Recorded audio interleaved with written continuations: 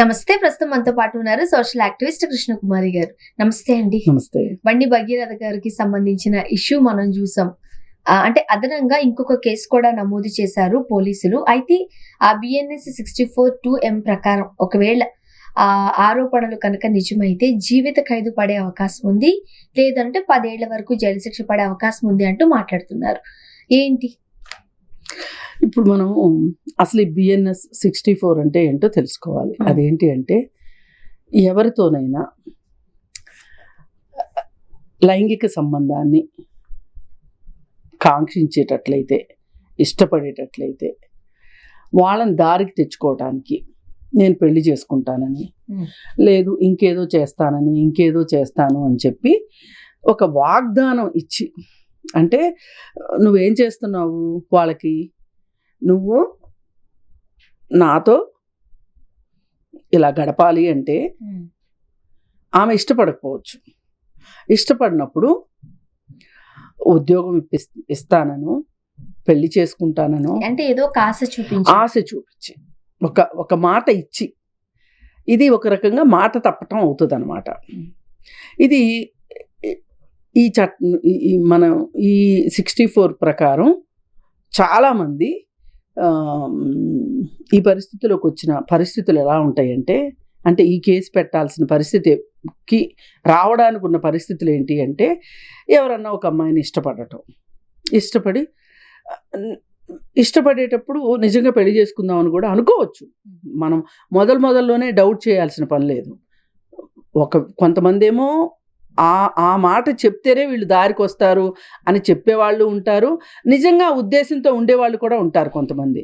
కానీ ఆ తరువాత పరిస్థితులు అనుకూలించక ఇంట్లో వాళ్ళు చచ్చిపోతామని ఎండిన డబ్బాలు ముందు పెట్టుకుని ఏవేవో జిమ్మిక్కులు మ్యాజిక్లు చేసి వాళ్ళ దారికి వాళ్ళు అబ్బాయిలను తీసుకొచ్చుకుంటారు. ఇంట్లో కొడుకుల్ని తెచ్చుకున్నప్పుడు వీళ్ళు ఏం చేస్తారంటే వీళ్ళకి టాటా బై బై చెప్తారు. కానీ వీళ్ళు ఆల్రెడీ ఇక్కడ మాట ఇచ్చున్నారు.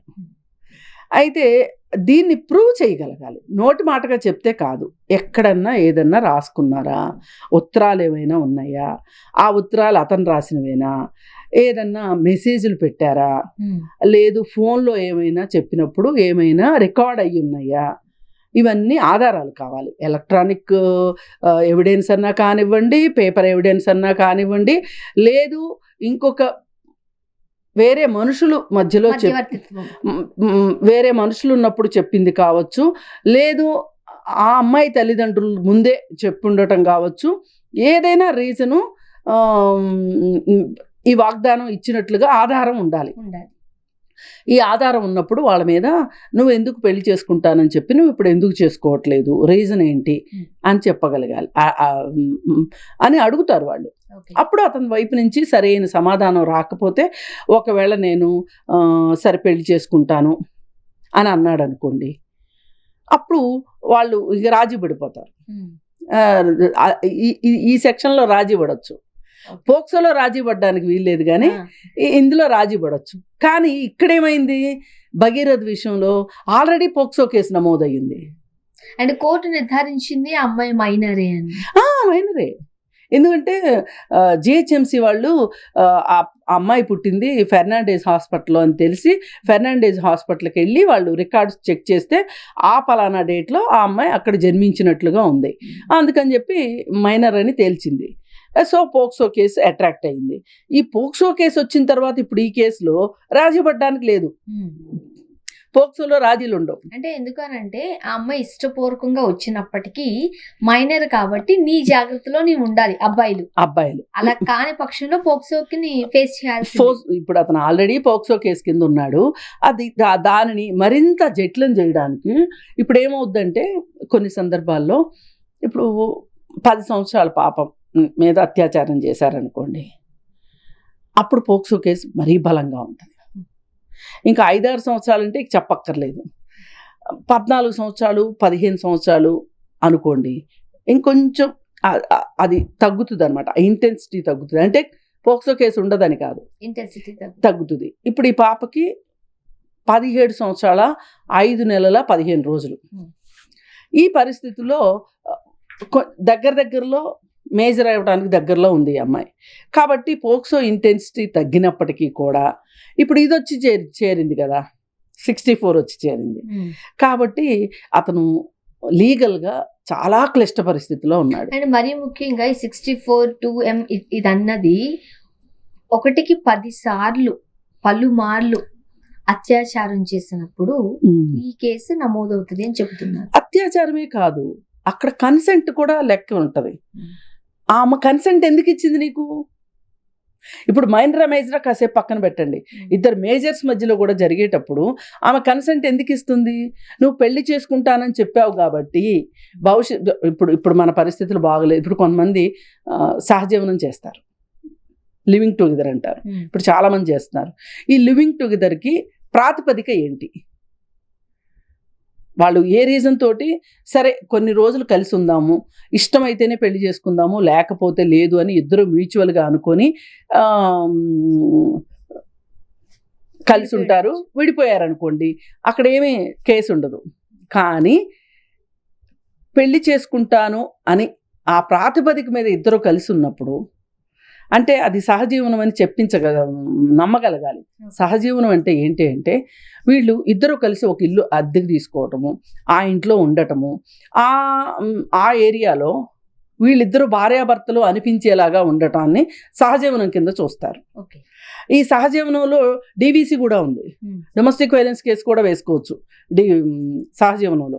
అంటే సహజీవనానికి దాదాపు దగ్గరగా పెళ్లికి ఎంతైతే హక్కులు ఉంటాయో పురుషుడి మీద స్త్రీకి అన్ని హక్కులు ఉంటాయి ఇక్కడ సహజీవనంలో కూడా ఉంటాయి. అయితే ఈ సహజీవనంలో కొన్ని రోజులు ఉన్న తర్వాత కొంతమంది పెళ్లి చేసుకునే వాళ్ళు ఉన్నారు, కొంతమంది ఏంటి అంటే ఎవరికి వాళ్ళు మ్యూచువల్గా విడిపోయే వాళ్ళు ఉన్నారు. అండ్ ఇంకొకటి ఈ లివింగ్ టుగెదర్ అంటే సహజీవనంలో ఉన్నప్పుడు కొంతమంది పిల్లల్ని కనే వాళ్ళు కూడా ఉన్నారు. పిల్లల్ని కనే వాళ్ళు ఉంటారు. ఫాదర్ కి ఎలాంటి రైట్స్ ఉంటాయో అవన్నీ ఇతనికి వస్తాయి, అన్ని వర్తిస్తాయి. పెళ్లి కానంత మాత్రాన అసలు ఇంకోటి కూడా చెప్తాను, భార్య ఉండగా ఇంకొక స్త్రీతో సహజీవనం చేస్తున్నారనుకోండి, అప్పుడు కూడా తండ్రి అతను. పిల్లల విషయంకి వచ్చేసరికి అసలు సహజీవనమా పెళ్ళి అనేది లేదు. ఒకప్పుడు ఏముండేదంటే తాతల నుంచి వచ్చిన ఆస్తుల్లో హక్కు ఉండేది కాదు, ఈ ఇల్లిజిటిమేట్ చిల్డ్రన్ అనేవాళ్ళు. అసలు మన చట్టంలో అసలు ఇల్లిజిటిమేట్ చిల్డ్రన్ అనే మాటను తీసేయాలి అని చెప్పి ఒక అతను పాపం పోరాడాడు. చాలా చాలా ఎన్డీ తివారీ ఉన్నాడు కదా, ఎన్డీ తివారీ ఇంకొక మహిళతోటి సహజీవనం చేశాడు. వాళ్ళకి ఒక అబ్బాయి పుడితే ఆమె పేరు ఏదో ఊర్మిళ ఏదో ఉంది, ఆమె ఊర్మిళ ఠాగూర్ ఏదో ఉంది. అయితే ఆ అబ్బాయి నన్ను వారసుడిగా ప్రకటించమని అడిగితే నేను ప్రకటించను అన్నాడు ఆయన. అంటే అబ్బాయి కేసేసి డిఎన్ఏ టెస్ట్కి అడిగితే డిఎన్ఏ టెస్ట్కి రాలేదు ఎన్డీ తివారీ. సరే చివరికి ఎప్పుడో ఆఖరి క్షణంలో డిఎన్ఏకి వచ్చిన తర్వాత అతన్ని నా కొడుకు అని చెప్పి చెప్పాల్సిన పరిస్థితి వచ్చింది. అయితే అతను ఏమడిగాడంటే చట్టంలో బాస్టర్డ్ చిల్డ్రన్ అని ఉంది ఒక మాట, అది తీసేయాలి అని పోరాడాడు. అసలు నాకైతే ఇది నేను లా చదివేటప్పుడు ఎంత బాధ అనిపించిందంటే, ముఖ్యంగా నేను పూర్తి స్థాయి లాయర్ని కూడా కాదు, ఫ్యామిలీ అండ్ చైల్డ్ వెల్ఫేర్ దానిలో నేను డిప్లొమా చేశానన్నమాట నల్సార్ యూనివర్సిటీలో. అప్పుడు మాకు ఈ టాపిక్స్ వస్తాయి, ఫ్యామిలీ అండ్ చైల్డ్ వెల్ఫేర్ దీంట్లో వస్తాయి అన్నమాట. అయితే చదువు నాకైతే కళ్ళల్లో నీళ్ళు వచ్చేసినాయి. ఆ పిల్లాడు ఎంత వ్యధ అనుభవించి ఉంటాడు. సినిమాల్లో కూడా చూస్తాం, కటకటాల రుద్రయ్య అట్లాంటి సినిమాల్లో చాలా గొప్ప చంటబ్బాయి సినిమా అంత జోవేలుగా ఉంటుంది. చివర్లో అసలు ఆ తండ్రి అంగీకరించినా నేను ఒప్పుకోను అంటాడు. చిరంజీవి ఎంత ఏడిపించేశాడో ఆ సినిమాలో చిరంజీవి. అట్లా ఈ చట్టంలో ఇలా ఉంటాయి అన్నమాట. చట్టం అనేది అర్థం చేసుకుంటే చాలా సింపుల్, లేకపోతే చాలా కాంప్లికేటెడ్. ఇప్పుడు ఈ భగీరథు తెలుసో తెలియకో అంటే చిన్న పిల్లవాడని కాదు, చట్టం తెలుసో తెలియకో, తెలిసినా తెలియకపోయినా చట్టం అంటూ తెలియకపోతే ఇలాగే జరుగుతుంది. అందుకే చిన్నప్పటి నుంచి చట్టాన్ని చెప్పమని చెప్తుంది. జస్టిస్ వర్మ గారు అందరికీ చెవుల్లో ఇల్లు కట్టుకొని చెప్పారు, ఈ రాజకీయ నాయకులకు బుద్ధి లేదు. అసలు చట్టాలని చేర్చాలి వయసుకు తగ్గట్లు. ఇప్పుడు అత్యాచారం కేసు గురించి చట్టంలో 3వ తరగతిలోనే చెప్పమని కాదు నా ఉద్దేశం. ఒక 7-8 తరగతుల వయసు వచ్చేటప్పటికి జెండర్ బయాసు ఇట్లాంటివన్నీ పోవాలి అని అనుకుంటే కనుక, జెండర్ న్యూట్రాలిటీ తీసుకురావాలి అంటే ఫస్ట్ అసలు నీతో సమానంగా నీ ఇంట్లో నువ్వు నీ చెల్లెల్ని సమానంగా చూడు అనే దగ్గర నుంచి, క్లాస్ రూమ్లో అమ్మాయిల్ని సమానంగా చూడు అన్న దగ్గర నుంచి, రేపు పెళ్ళైన తర్వాత నీ భార్యని సమానంగా చూడాలి అంటే ఎక్కడా నీకంటే స్త్రీ తక్కువ కాదు అని అది చెప్పగలిగితే వాళ్ళు అప్పుడు వీళ్ళేదో నా ఆనందానికే సృష్టించబడ్డారు అనేది నమ్మకుండా ఉంటారు అబ్బాయిలు. పైగా మనం ఇలాంటి స్టెప్ వేస్తే ఇలాంటిది జరుగుద్ది అని చెప్తే అవగాహన ఉండాలి. ఇవాళ మైనర్ చిల్డ్రన్ ఎందుకు, మేజర్లే కాదు మైనర్లు కూడా అత్యాచారాలు చేస్తున్నారు. దానికోసమే ఇంత మన తాపత్రయం అంతా. తెలిసి చేసిన తెలియక చేసిన భగీరథ మైనర్ కూడా కాదు, అతన్ని క్షమాభిక్ష పెట్టడానికి కూడా లేదు. ఇంకొక విషయం ఏంటి అని అంటే, ప్రొలాంగ్ అవుతుందేమో కానీ, కేంద్ర మంత్రి, హోంశాఖ సహాయ మంత్రిగా ఉన్నారు మా నాన్న, నాకేం కాదులే అని ఆయన అనుకుని ఉన్నా, ఏ మినిస్టర్ కొడుకు ఏం చేస్తారులే, ఏదో ఒకటి తప్పిస్తారులే అని చాలా మంది అనుకున్నారు. బట్ ప్రాక్టికాలిటీలో మనం చూస్తుంటుంటే 14 రోజులు జ్యుడిషియల్ కస్టడీలో ఉన్నాడు. ఇప్పుడు 10 రోజులు వాళ్ళు అడుగుతున్నారు. మేము మొన్న ఆ రోజు విచారించడానికి సమయం దొరకలేదు, మాకు 10 రోజులు కావాలని అడుగుతున్నారు. 10 రోజులు అడిగితే కనీసం 5 రోజులన్నా ఇస్తారు కదా. అందుకని ఏంటంటే ఏది ఏమైనా ఎవరికి వాళ్ళు తగు జాగ్రత్తల్లో ఉండటం అనేది చాలా అవసరమైన విషయము.